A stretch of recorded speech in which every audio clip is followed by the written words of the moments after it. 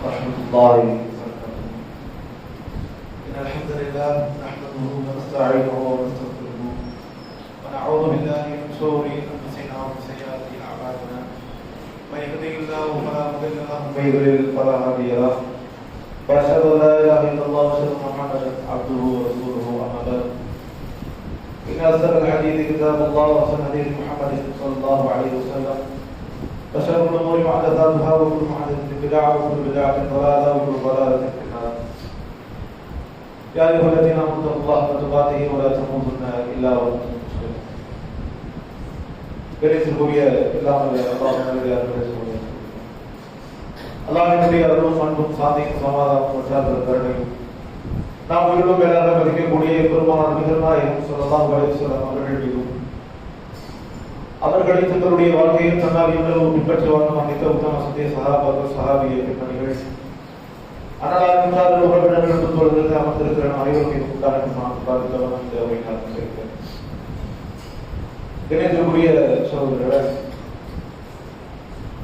இந்த உலகத்தில் ஒரு மனிதன் பிரதானமாக வாழ வேண்டும் என்று சொன்னால் சில அடிப்படையான அத்தியாவசியமான தேவைகளை கொண்டிருக்கிற சில விஷயங்கள் இருந்தாலே ஒரு மனிதனால் இயல்பாக நிம்மதியாக வாழ முடியும். அதை தாண்டி மனிதன் வாழ வேண்டும் என்று ஆசைப்படுவதெல்லாம் அவனுடைய உலக வாழ்க்கை மீது வைத்திருக்கிற நேசத்தின் காரணமாகவும் ஆர்வத்தின் காரணமாகவும் உலக சுலபமான வாழ்க்கையை அனுபவிக்க வேண்டும் என்பதற்காக அவன் உழைக்கின்ற உழைப்பாகவும் இன்றைக்கு மாறிக்கொண்டிருக்கிறது. இன்றைக்கு பலஸ்தீனில் வாழக்கூடிய முஸ்லிம்களும் சரி, ஈரானில் வாழக்கூடிய முஸ்லிம்களும் சரி, அல்லது எங்கெல்லாம் தாக்குதல் நடத்தப்படுகிறதோ, எங்கெல்லாம் மக்கள் பாதிக்கப்படுகிறார்களோ, எங்கெல்லாம் முண்டு வீசப்படுகிறதோ, அங்கெல்லாம் நீங்கள் யோசித்து பாருங்கள். அவர்கள் ஆடம்பரமான வாழ்க்கையை கேட்க மாட்டார்கள், நிம்மதியான வாழ்க்கையை விரும்புவார்கள். அவர்கள் ஆடம்பரமான வாகனத்தையோ, ஆடம்பரமான உணவையோ, ஆடம்பரமான வாழ்க்கை முறை இருக்க வேண்டும் என்று அவர்கள் ஒருபோதும் ஆசைப்பட மாட்டார்கள். அவர்களுக்கு தேவை உண்பதற்கான உணவு, குடிப்பதற்கான தண்ணீர், வாழ்வதற்கான ஒரு நிம்மதியான ஒரு வீடு, ஒரு இருப்பிடம். அதே போன்று யாரும் எம்மை தாக்கிவிடக் கூடாது என்ற ஒரு அச்சமின்மையான ஒரு வாழ்க்கை தான் அதாவது இன்றைக்கு வாழக்கூடிய எங்கெல்லாம் தாக்குதல் நடத்தப்படுகிறதோ அங்கு இருக்கிற முஸ்லிம்கள் ஆசைப்படுவார்கள். அதுதான் உண்மையான நிரந்தரமான ஒரு மன நிம்மதியான வாழ்க்கை. அதை தாண்டி நாம் ஓடுவதெல்லாம் நம்முடைய உலகத்தின் மீது உள்ள காதலின் காரணமாக, உலகத்தின் மீது உள்ள ஓடத்தின் காரணமாக இந்த உலகத்திலே நாம் பயணித்துக் கொண்டிருக்கிறோம். ஆனால் இயல்பான சில அடிப்படைகள் இருக்கிறது. குடிக்கிற குடிபானமாக இருக்கட்டும், உண்கிற உணவாக இருக்கட்டும், உடுத்துகிற ஆடையாக இருக்கட்டும், அதே போல இருப்பதற்கு இருப்பதற்கு விட்டால் ஒரு மனிதனுடைய வாழ்க்கை பிரதானமாக முடிந்து விடுகிறது. அதே போன்றுதான் ஒரு மனிதன் வாழ வேண்டும் என்று சொன்னால் இந்த விஷயங்கள் தேவை. அந்த மனிதன் முஸ்லிமாக வாழ வேண்டும் என்று சொன்னால் அவனுக்கு சில அடிப்படை தேவைகள். மனிதனாக வாழ வேண்டும் என்று சொன்னால் இந்த அடிப்படைகள். அதுவே அந்த மனிதன் ஒழுக்கமுள்ள ஒரு நல்ல ஒரு பண்பு மிக்க இறையச்சமுள்ள ஈமான் உள்ள இஸ்லாத்தை ஏற்றுக்கொண்டிருக்கிற, இஸ்லாத்தை நடைமுறைப்படுத்துகிற ஒரு சாலிஹான ஒரு மனிதனாக இந்த உலகத்தில் வாழ வேண்டும் என்று சொன்னால் அவருக்கு ஒரே ஒரு விஷயம் மிக மிக முக்கியமான ஒரு விஷயம். அந்த விஷயம் மட்டும் இடத்தில் இல்லை என்று சொன்னால், அதன் மீது ஆர்வம் கொள்ளவில்லை, அதன் மீது ஒரு நேசம் வைக்கவில்லை என்று சொன்னால், அதை ஏற்றுக்கொள்ளவில்லை, அங்கீகரிக்கவில்லை என்று சொன்னால் இன்றைக்கு நாம் முஸ்லிமாக வாழ்ந்திருக்கவே முடியாது.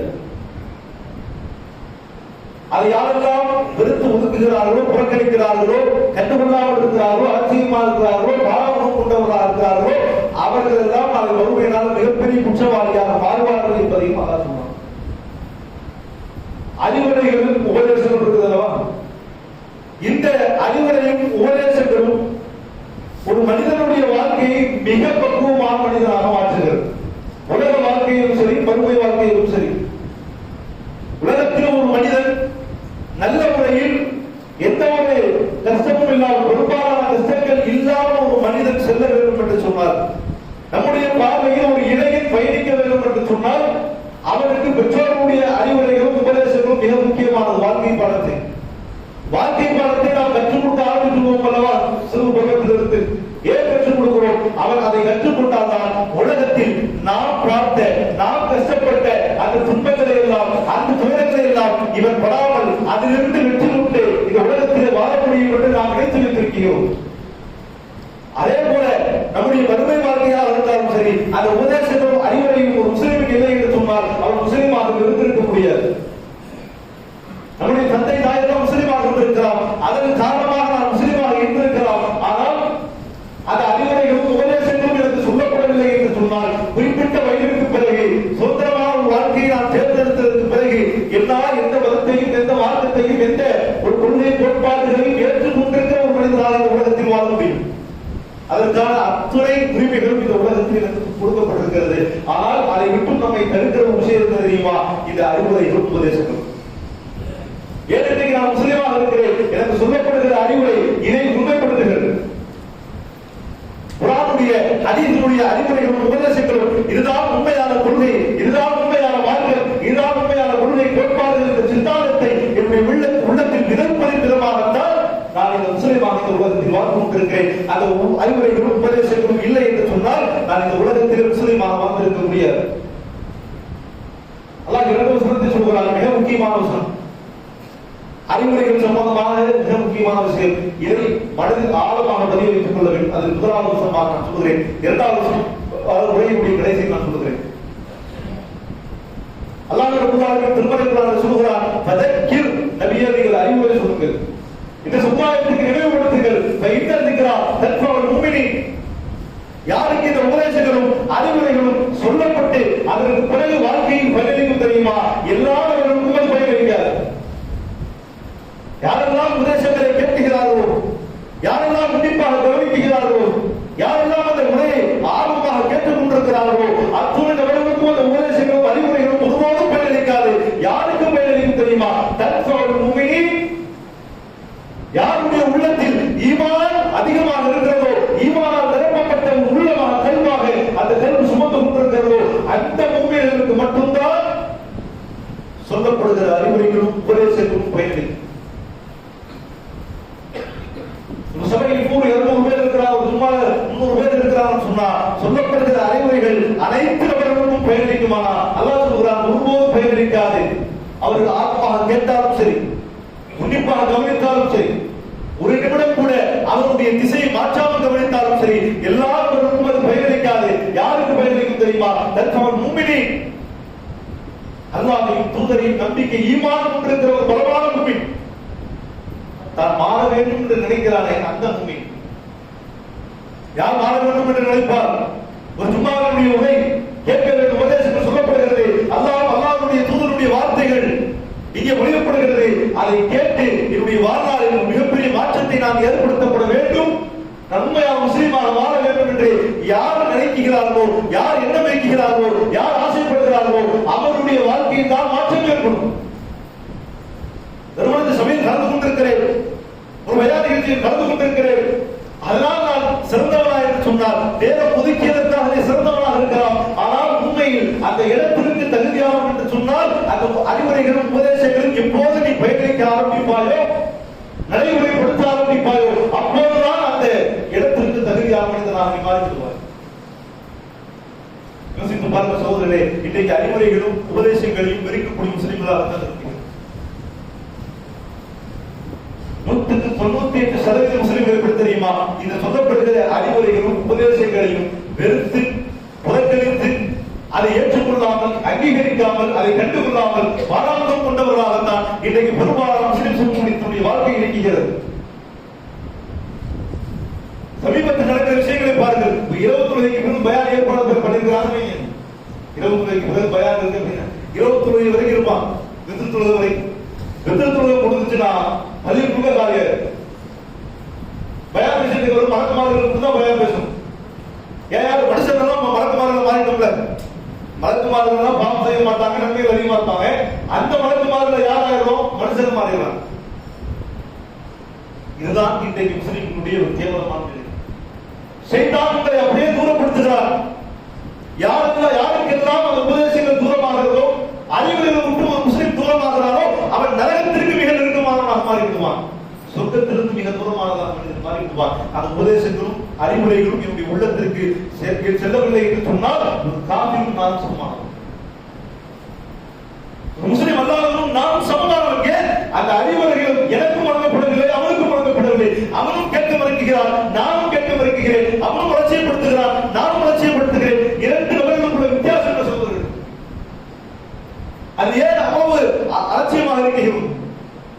நிமிடங்கள் 10 நிமிடங்கள் பேச போறாங்க, அது 20 நிமிடம், அரை மணி நேரம் கூட வைத்துக் கொள்ளுங்கள்.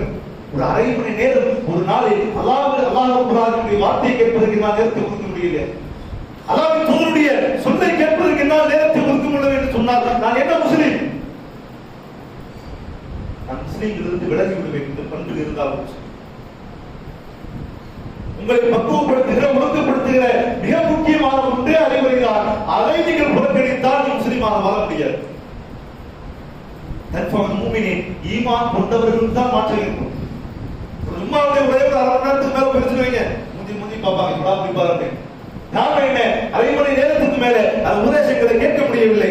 அல்லாஹ்வின் தூதரவங்க ஒரு விஷயத்தை சொன்னாலும் 3 முறை சொல்வார். சொல்லுங்க, ஒரு விஷயத்தை சொன்னாங்க, அதை மக்கள் ஆழமாக பதிவு விதமாக 3 விதமாக சொன்னாங்க. அப்படி இன்னைக்கு ஒரு விஷயத்துக்கு 3 தடவை சொன்னா மக்கள் எடுத்து போயிடுவாங்க. சும்மாவே எந்த அளவுக்கு பாத்தீங்களா இல்லையா? ஈமான் மிக குறைவாக இருக்கிறது. இஸ்லாத்தை மிக தூரமாக பயணித்துக் கொண்டிருக்கிறோம். சைத்தானுடைய வலையில் நாம் அகப்பட்டுக் கொண்டிருக்கிறோம். அல்லாஹ்வுடைய பாதையில் பயணிப்பதை நிறுத்துகிறோம். ஒரு நபித்தோருடைய வாழ்க்கை பாருங்கள். ஒவ்வொரு முறையை நீங்கள் புறக்கணிக்கும் போதும் இந்த நபித்தோருடைய வாழ்க்கையை யோசித்து பாருங்கள். ஒவ்வொரு முறையை கேட்டதற்கு முன்பாக இந்த நபித்தோருடைய வாழ்க்கை பாருங்கள். பிரபலமாக சொல்லப்படவில்லை. ஹக்கீம் இன்சான் சொல்லக்கூடிய ஒரு நபித்தோர். நபித்தோருடைய வாழ்க்கை பார்த்தீங்கன்னு சொன்னா மிக அற்புதமான நபித்தோர், ஆனால் மிக இயற்கையான நபித்தோர். எந்த அளவுக்கு ஏற்பனா அல்லாஹ்வின் தூதரிடத்திலிருந்து பொருளாதாரத்தை வாங்கி, உணவை வாங்கி தன்னுடைய வாழ்நாளை ஓட்டக்கூடிய ஒரு முஸ்லிமான நபித்தோர். ஒரு நேரத்தில் நபித்தோரை பதிவு செய்கிறார். அல்லாஹ்வின் தூதர்கள் ஒரு தர்மத்தில் போரில் கிடைக்கப்பட்டது தர்ம பொருள் அல்லாஹ்வின் தூதரை கொடுத்தான். எல்லாரும் நபித்தோர்கள் ஏழையாளர்கள் நபித்தோர்களுக்கு கொடுக்க வேண்டும் என்பது அல்லாஹ்வுடைய கடமை. அது கொடுத்துக் கொண்டிருக்கிற பொழுது அது நான் போகிறார்கள் ஏழையான ஒரு மனிதர். நான் அல்லாஹ்வின் தூதர்கிட்ட கேட்டேன், அல்லாஹ்வின் தூதர் கொடுத்துட்டார். கேட்காம கொடுத்துட்டார். அதாவது என்னுடைய நஃப்ஸ், என்னுடைய உள்ள பணங்களை ரொம்ப சர்க்கு ரசூலுல்லாஹ் மீண்டும் அல்லாஹ்வின் தூதரிடத்தில் கேட்டேன். ஃபஅத்தானி, எனக்கு வழங்கினார். அதோடு என்னுடைய நஃப்ஸினுடைய உள்ள பணங்கவில்லை. ரொம்ப சர்க்கு ரசூலுல்லாஹ் மீண்டும் அல்லாஹ்வின் தூதரிடம் கேட்டேன். ஃபஅத்தானி, எனக்கு வழங்கினார்கள். மீண்டும் கேட்டேன், மீண்டும் வழங்கினார்கள். வழங்கிவிட்டு சொன்னார்கள் ரசூலுல்லாஹி ஸல்லல்லாஹு அலைஹி வஸல்லம் சில அறிவுரைகள். ஹகீம், ஹகீமே, இன்ன ஹாதிஹில் மால் அஹ்மதுன் வ குத்ரா, இந்த பொருளாதாரம் என்பது பசுமையாகவும் இனிப்பாகவும் தான். இந்த இரண்டுக்கும் ஒருபோதும் நேரம், அதாவது ஒரு ஆசை இல்லாமல் போய்விடாது. அந்த அளவுக்கு இந்த பொருளாதாரம் மிக முக்கியமானதாக நம்ம தோண்டிக்கொண்டே இருக்கும்.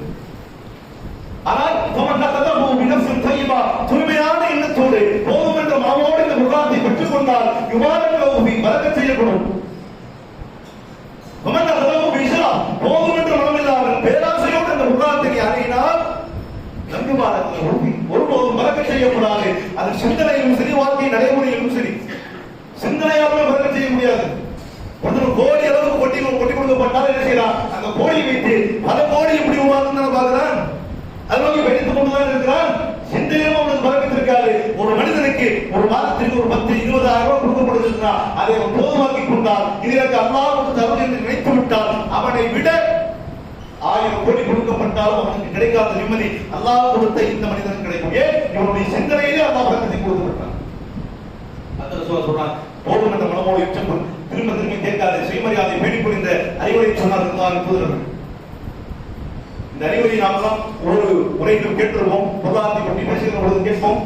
ஆனால் அப்படியே கடந்து விடுவோம்.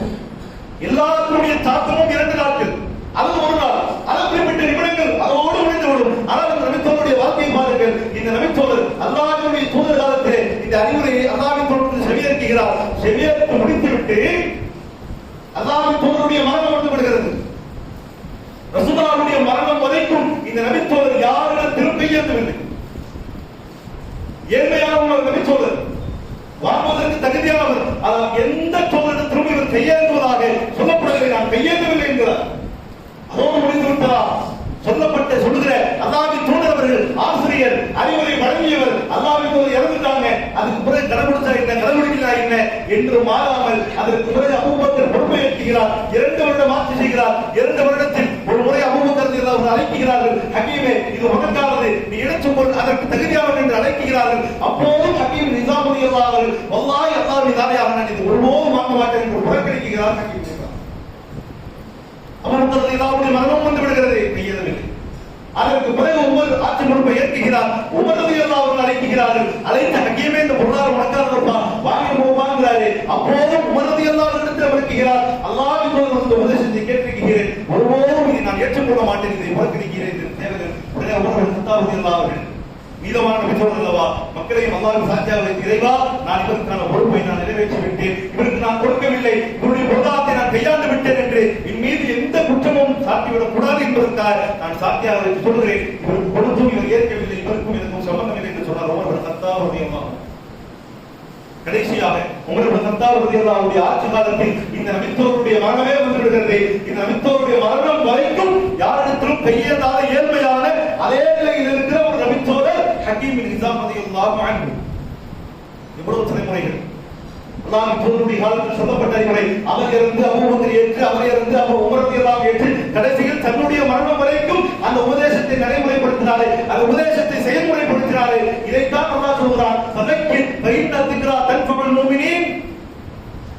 சொல்லப்படுகிற அறிவுரைகள் எல்லாருக்கும் பயனளிக்காது.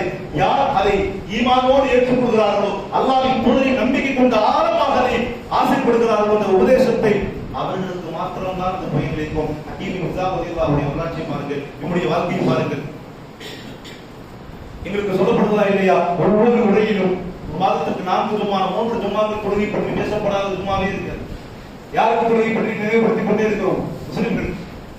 யார் ஏற்று நடக்க வேண்டும்? முஸ்லிம்கள்.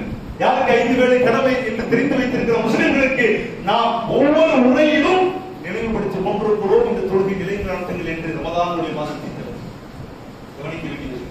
ரமதானுடைய மாதத்தை தவிர மற்ற எல்லா மாதங்களிலும் ஒவ்வொரு உரைகளிலும் இந்த தொழுகை பற்றி பேசப்படாத முஸ்லிம்கள். ஈமானாக இருந்தாலும் தொழுகை வரும், இஸ்லாமாக இருந்தாலும் தொழுகை வரும், இறைச்சமாக இருந்தாலும் தொழுகை வரும், நல்ல அமலாக இருந்தாலும் தொழுகை வரும். எல்லா விஷயத்திலும் தொழுகை ஏன் வருகிறது தெரியுமா? இந்த முஸ்லிம் சமூகத்தினுடைய அலட்சியம் தொழுகைக்கு. ரமதானில் இந்த அறிவுரை பயணிக்கிறது. ஏன் தெரியுமா? ஏற்கனவே ரமதானை பார்த்து நான் தூய்மையாக நான் முஸ்லிமாக வாழ்ந்து கொண்டிருக்கிறேன். ரமதான் அல்லாத மாதங்களில் என்னுடைய வாழ்க்கை யோசித்து பாருங்கள். 5 வேளை தொழுகை கடமை. நாம் பெரும்பாலான முஸ்லிம்கள் எப்படி இருக்கிறோம் தெரியுமா? நினைத்தால் தொழுவது தான் முஸ்லிம்கள். மகரிபுடைய நேரம் ஆசைப்படுகிறோமா தொழுவோம், இஷாவுடைய நேரம் தோன்றுகிறதா தொழுவோம், இதே ஒரு கஷ்டமா கவலையா துன்பமா துக்கமா அல்லாஹ்விடத்தில் கையேறுவதற்காக தொழுவோம். அதோடு முடிந்து விட்டது.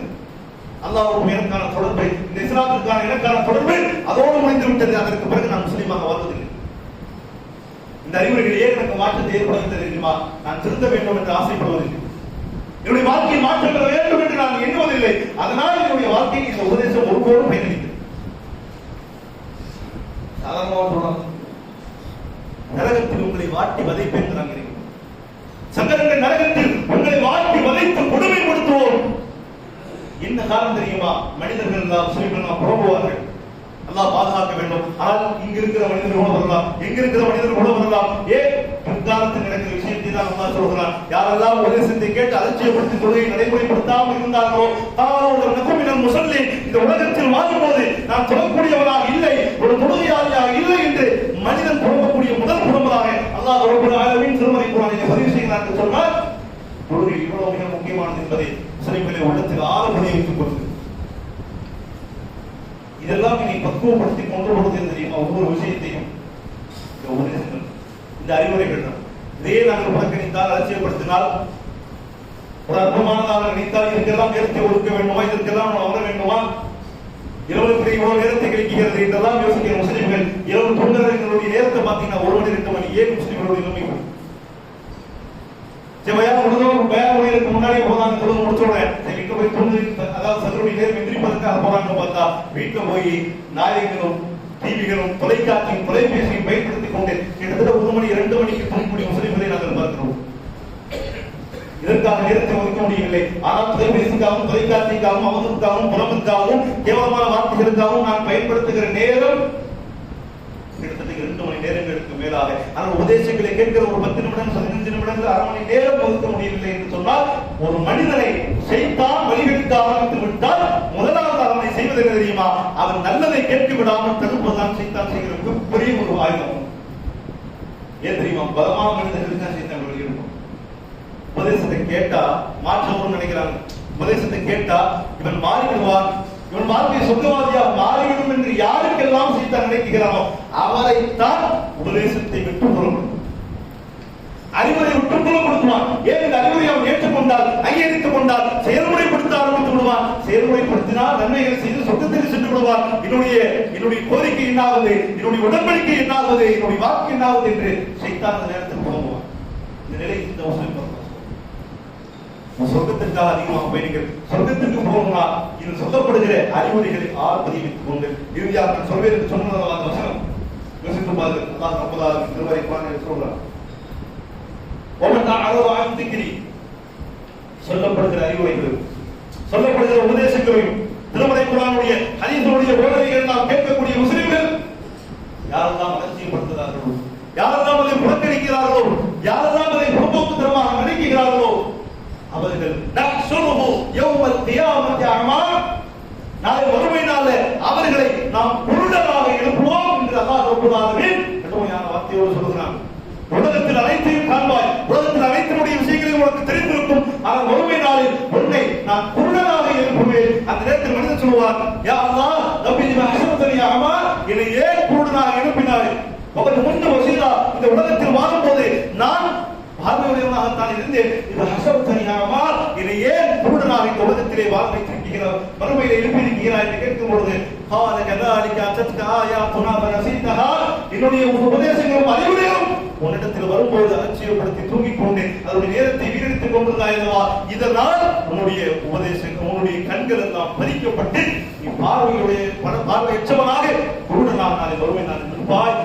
இன்னும் கடுமையான வேதனையும் அந்த முஸ்லிமுக்கு கிடைக்கும் என்று அல்லாஹ் ரப்பல் ஆலமீன் சொல்றானே, எவ்வளவு கடுமையான வார்த்தை அல்லாஹ்வுடைய வார்த்தை, ஒரு கடுமையான வார்த்தை அல்லாஹ்வுடைய உலகம் பாருங்கள். நாளை எழுப்பும் போதே குருடனாக மனிதன் கேட்பார், ஏன் குருடன்? இப்படித்தானே என்னுடைய வசனங்கள் இருக்கும் போது அலட்சியப்படுத்தினாய், பார்வை இருந்தும் பார்க்காதவனை போன்று சென்று கொண்டிருந்தாய், காதலும் கேட்காதவனை போன்று நகர்ந்து கொண்டிருந்தாய், அனைத்தினுடைய ஆசை இருந்து அதை புறக்கணித்தாய், இந்த உலகத்தில் உள்ள மோகத்தினால், அதனால் இந்த தினம் நீ கேவலப்படுத்தப்பட்டனாக மாறிடுவாய் என்று அல்லாஹ் ரப்பல் ஆலமீனால் கோபப்படுத்தப்பட்ட ஒரு மனிதனாக அந்த நாளில் மனித முஸ்லிம்கள் இருப்பார்கள் என்ற உபதேசத்தை பதிய வைத்துக் கொள்ளுங்கள். அந்த உபதேசங்கள் எனக்கு பயனளிக்கும் என்று சொன்னால் அதன் மீது ஆர்வமும் நேசமும் அதை ஏற்றுக்கொள்கிற மனப்பான்மையும் அங்கீகரிக்கிற தன்மையும் நாங்கள் வளர்த்திக் கொள்ள வேண்டும் என்று சொல்லி இந்த உதவி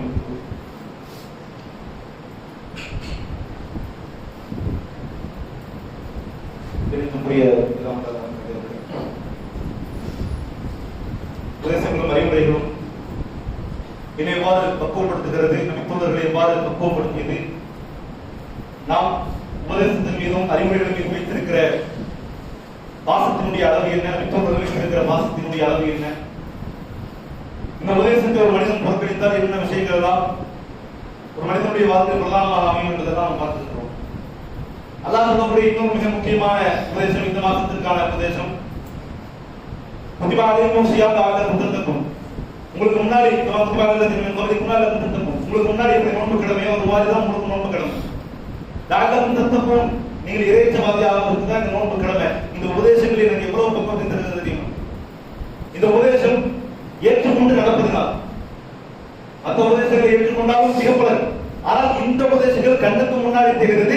இந்த ரமலானுடைய மாதத்தில் நான் இந்த அறிவுரையை ஏற்றுக்கொண்டதினால், அங்கீகரிப்பதனால், இந்த அறிவுரை மீது ஆர்வம் கொண்டதினால் அதை நடைமுறைப்படுத்த வேண்டும் என்ற எண்ணம் என்னுடைய உள்ளத்தில் இருப்பதனால் என்னுடைய வாழ்க்கையில் கிடைக்கிற பலனை யோசித்து பாருங்கள்.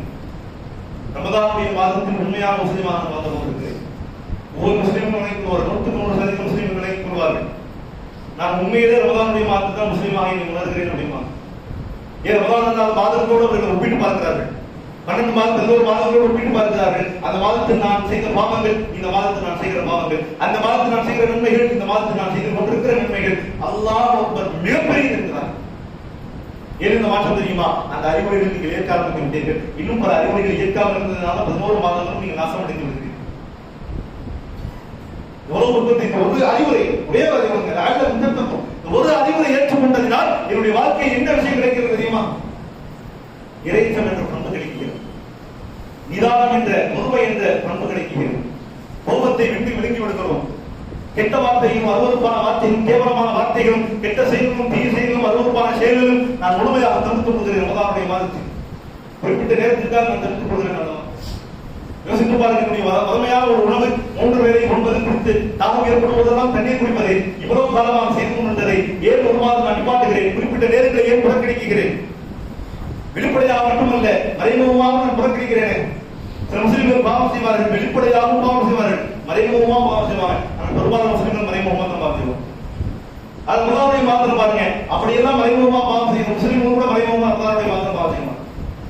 கண்ணுக்கு முன்னாடி உணவு இருக்கும், கண்ணுக்கு முன்னாடி தண்ணீர் இருக்கும், இதை பார்ப்பதற்கு யாரும் இருக்க மாட்டாங்க. அல்லாஹ்வை தவிர யாரும் பார்க்க முடியாது. அந்த சூழலில் தன்னந்தனியாக ஒரு அறையில் அடைக்கப்பட்டிருந்தாலும் ஒரு மனிதன் இறைச்சவனாக இருப்பான். அல்லாஹ் பார்த்துக் கொண்டிருக்கிறான், இறைவனுக்காக நான் நோட்டிருக்கிறேன். அந்த இறைச்சத்தில் முதலாவுடைய மாதம் அல்லாஹ் கேட்கிறார், இவ்வளவு நாட்களாக நீ ஃபாலோ பண்ணிட்டு வந்ததை, தொடர்ச்சியாக பின்பற்றி வந்ததை, சில நேரங்களில் உன்னால் ஒடுக்க முடியுதுன்னா ஏன் நீ பாவம் செய்யக்கூடிய உன்னுடைய பாவத்தை உன்னால் ஒடுக்க முடியவில்லை என்று இந்த உபதேசத்தின் மூலமாக தான் எனக்கு பாடம் எடுத்துக்கிறான்.